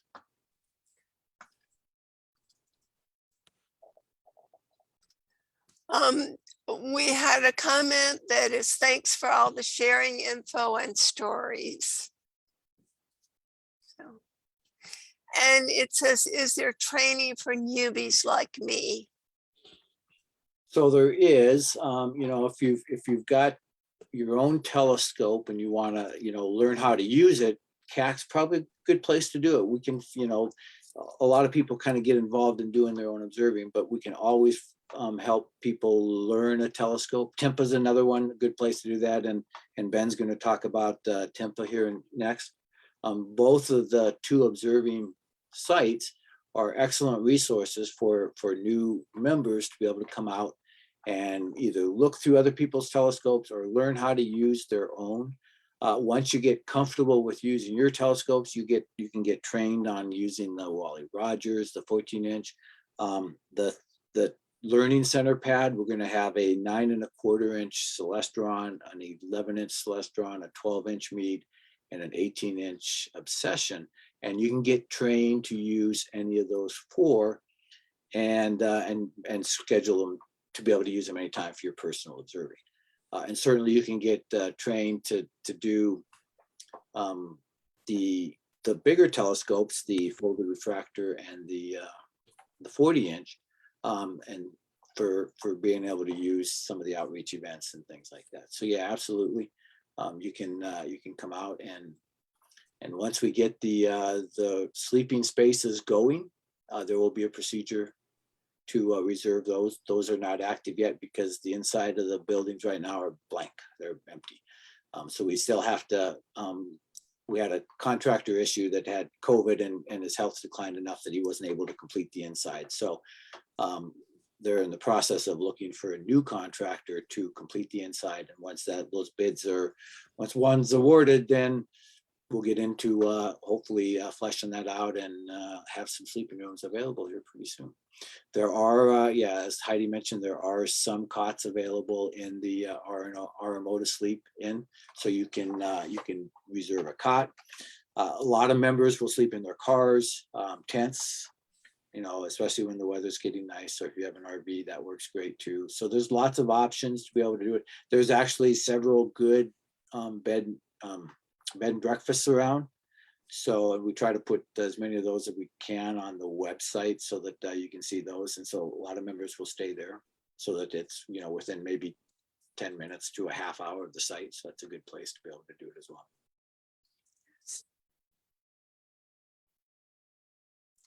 I didn't see any more questions, Jim. So thank you very much for all of that information about CAC. Yep, and before you go on, man, I just saw Uh-huh. something on Facebook that Terry posted, but just to reiterate, we do open the site twice a year to the public. You know, it's open and there's a reservation process, and it's an opportunity for us to share the site with residents around the site, but even residents from Tucson. So it's called Evening Under the Stars. And if you go onto the TAAA calendar, I think the next one is October or November, but you can look at there and you'll see the web or the email address to make a reservation. But yeah. Okay. So it's a nice, really nice star party for the public and a great time to come. So thank you very much. We have another presentation before we will say goodbye to our Facebook people. And that is Ben Bailey is going to talk about our other dark sky site, the Tipa Dark Sky site. So Ben, are you ready to screen share? I am. Great, thank you. Okay, yeah, I want to talk just a little bit about the Tipa Dark site and what we're doing with that site now. Talk a little bit about the Tipa planning group that sort of manages the site and plans for improvement. A little bit about what Tipa offers. It's closer to Tucson, pretty close to Tucson, easy to get to. What our planning group has accomplished and some of the plans we have, and then I'll give a little instruction on how to go ahead and attend the Tipa events. So the Tipa planning group is a group we meet once monthly and go over activities at the site and talk about immediate things to do and then things that we'd like to do further in the future. The members are Ralph Means, who's the Tipa on-site director, currently TAAA board member at large. And Gus Gomez is currently a TAAA board of directors member at large. I'm a TAAA past president. John Mead, who's a TAAA past vice president. May, of course, our current TAAA president, and Dennis Means, a TAAA member.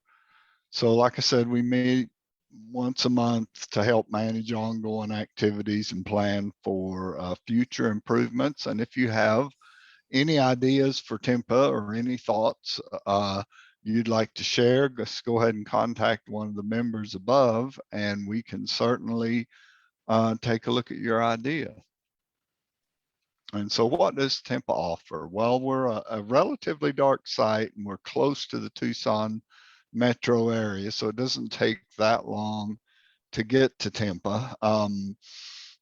The views are pretty good generally to the south and to the west. To the east, you get a fair amount of the Tucson Light Dome, and to the north and west, a little bit of the Casa Grande Light Dome. But all in all, it's still pretty good observing and not a lot of driving to get to. We have there a 14-inch telescope in a roll-off observatory.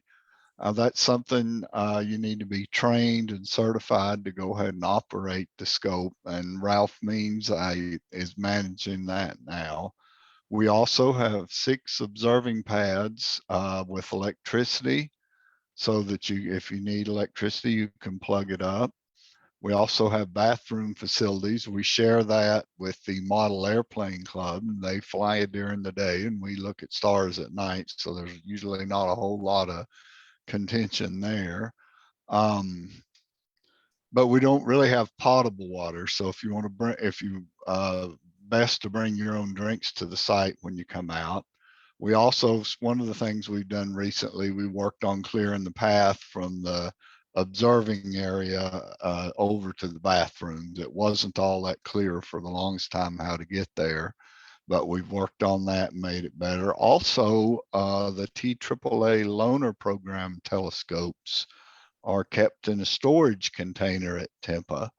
And if you would like to get one of the loaner telescopes, you can contact Ralph Means if you're interested, and he can get you set up with that. We have some pretty nice scopes in that program. So if you'd like to try before you buy, you could, that's a way to do it.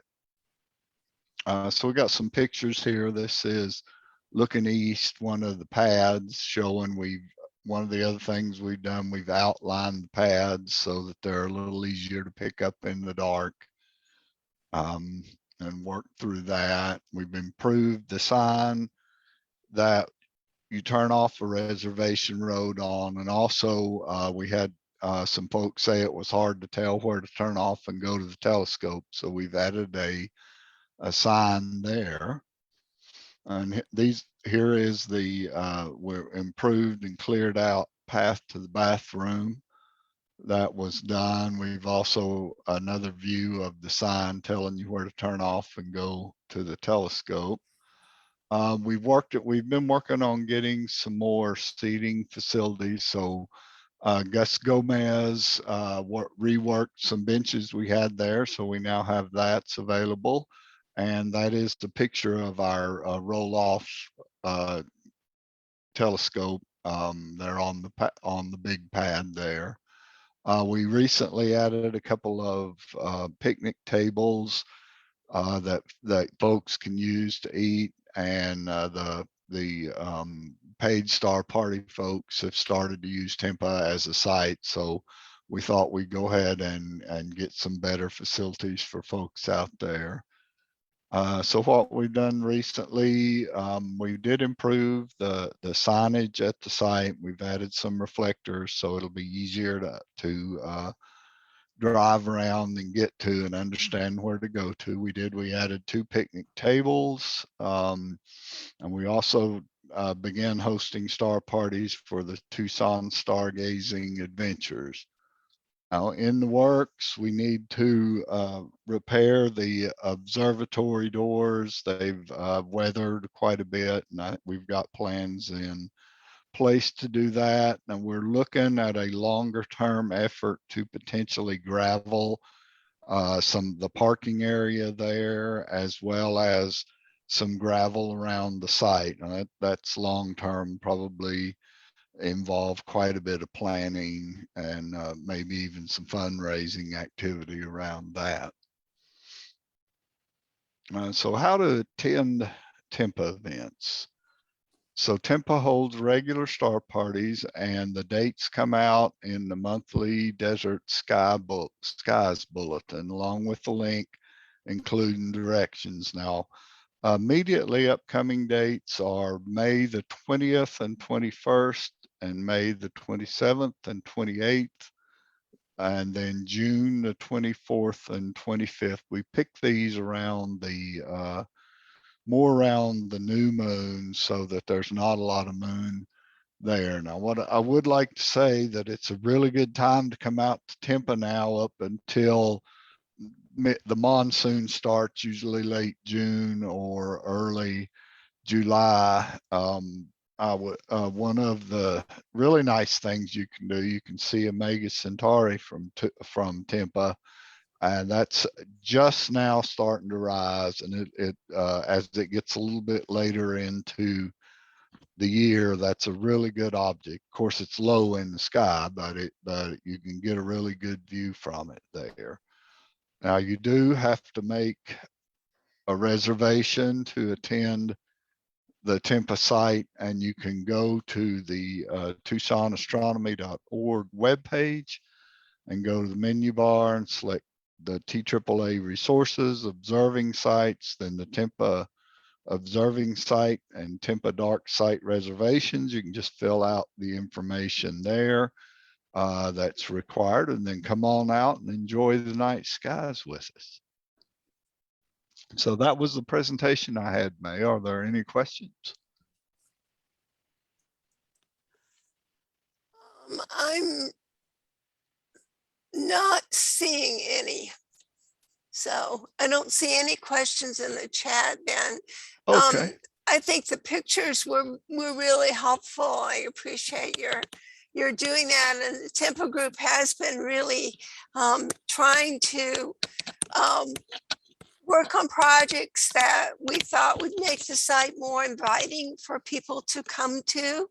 And so we hope that you'll be more comfortable out there now, and you will have places to sit. So that will help as well, with a tabletop to work with, so you can eat off the tabletops, but it's also a great place to put those astronomy books or things that you're really, wanting to look through while you're there and explore to help you with your observing.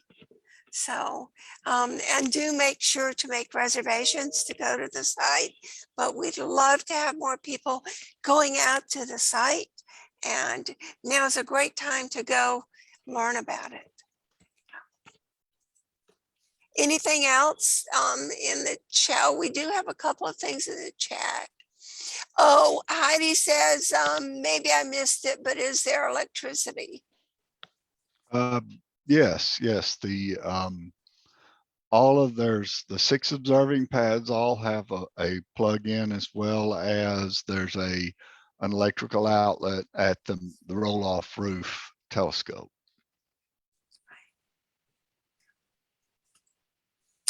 Okay, well, thank you so much, Ben. Okay, you're welcome. And the Tipa group for all these projects that they've been doing. We're going to, at this point, thank our Facebook people for coming. And we want to invite you to make sure to look at our webpage, which has been mentioned a number of times tonight, TucsonAstronomy.org. Hopefully you can find tons of information there and answer questions that you might have. We have a membership portal there so that you can join the club there if you're interested. And we also, of course, have a donate portal there if you feel like donating at any point to help support any of our projects. That's wonderful, and we would appreciate that. But we do hope that you'll come back and visit us. We are here every first Friday of the month, and please come to visit us and see again, and help us share the sky. So thank you very much, Facebook.